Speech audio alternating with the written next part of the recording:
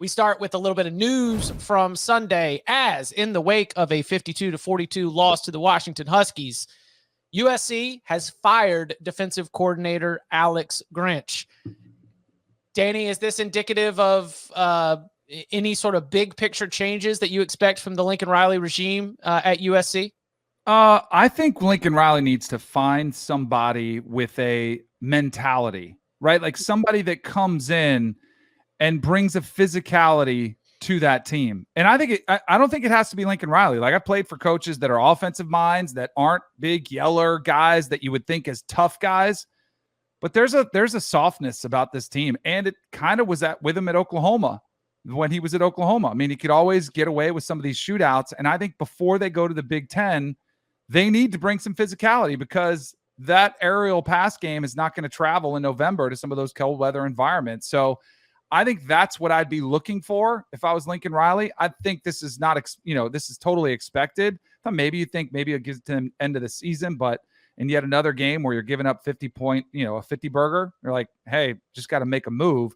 But schemes and all that, like I think the talent is there. I think it's there, but I don't. It's just like almost, and it's kind of corny to say it, but I think soft. You see it.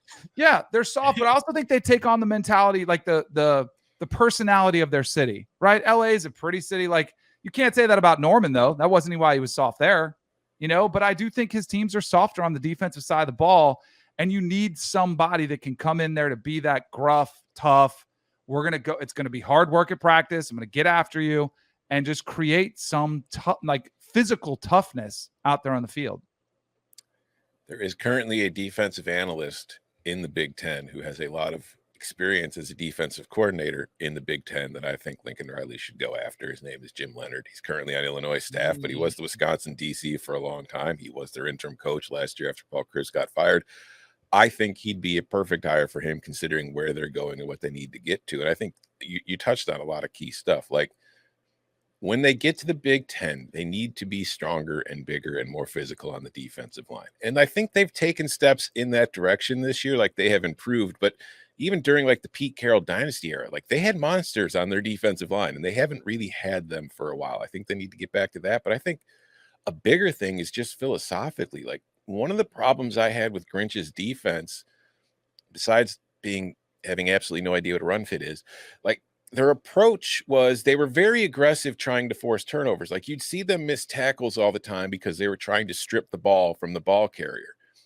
I get that approach if like maybe you feel like your team is at a talent deficit and you need to force turnovers to kind of try to, give your team an extra possession and a chance to steal the game, or if you have a bad offense.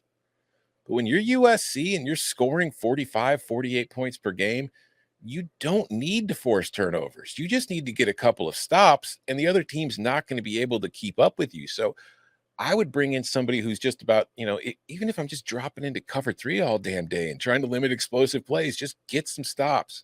So I think that's the one thing that they need to do, because if you get a little more physical on the defensive line, get some more corners in there that can, keep stuff in front of them. Like there's no reason USC shouldn't win 10 games a year just by stepping on the field. And then when you have a good season, you'll win 11, 12, and maybe win the Big Ten. So Grinch was opposite Mike Leach, when he was the defensive coordinator at Washington State.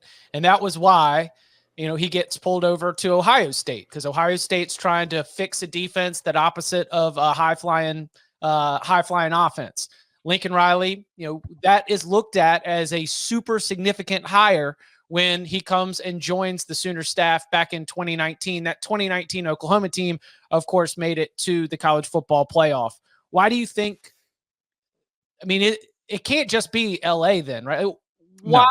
Yeah. Why is this? Why is the star fallen in the stock price? I'm day train Danny is already on my mind. Like, why is the stock price drop so much? We were talking about him as one of the top defensive coordinators in the entire sport. Doesn't seem like the game has changed all that much in the last 5 years. The expectations were different. When you were at Washington State with a Mike Leach team, which always the narrative about Mike Leach teams were they didn't play any defense. So you show up and again, you take over a team like Washington State, which was not a juggernaut team. And your approach of trying to force turnovers works because you're kind of playing the underdog role. But when Alex Grinch was at Ohio State, if you look at the numbers for Ohio State's defense that year when he was the co-DC, It's the worst they've had in the college football playoff era. They were a terrible defense at Oklahoma. They were a terrible defense at USC.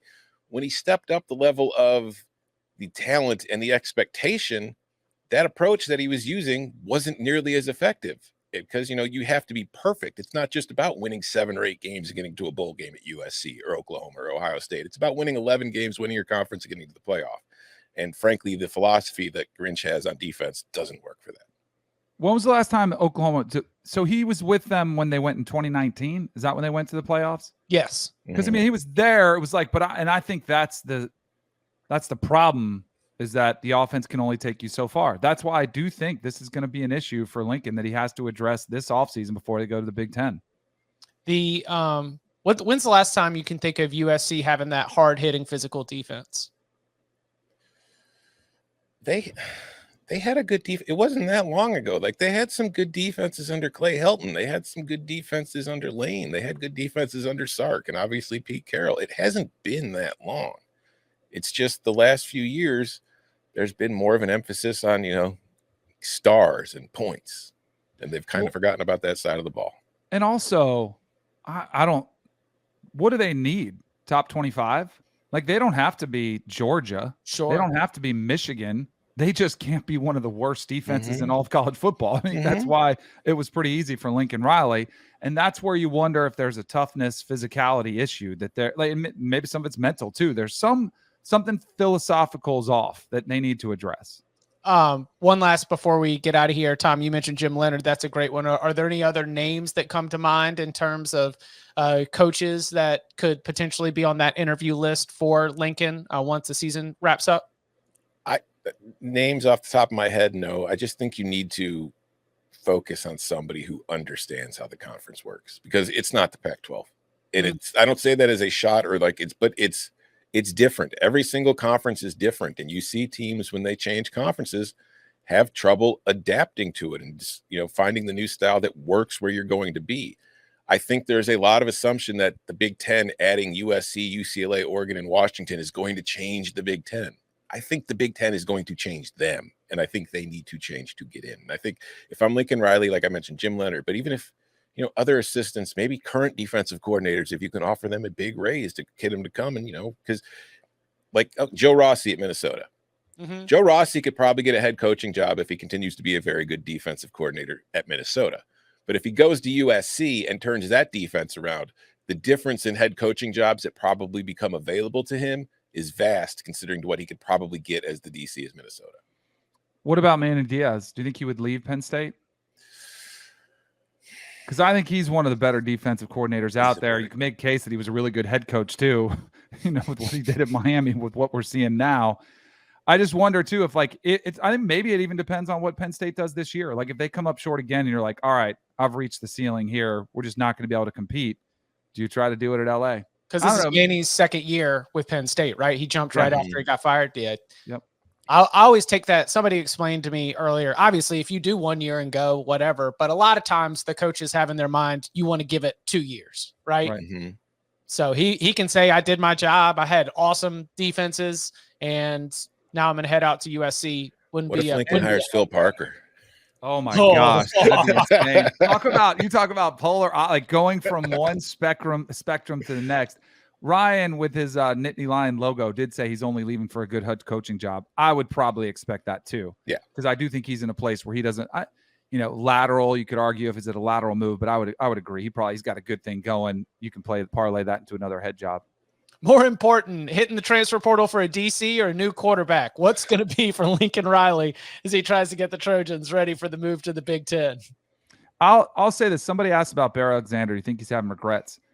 Some of this too, and this is something I think we're going to see, and I think we've already seen it. Like, Bear Alexander played at 5 different high schools, already transferred. Like, is this somebody who's bought in for the grind? And I think we're going to see that. And you see it in NFL rosters. I played with guys that are just there for a paycheck. And if things start going south and you're not winning, and it's like, all right, I'll just kind of coast. And I'm not saying that's a problem with USC, but it just came to mind when he asked about Bear Alexander, because he's an incredible player. He's played okay for them this year. He's made some plays, but That's what I'm talking about. Philosophy and mentality and makeup in a locker room. It's more. I mean, look at the highest paid rosters in Major League Baseball. They don't always win.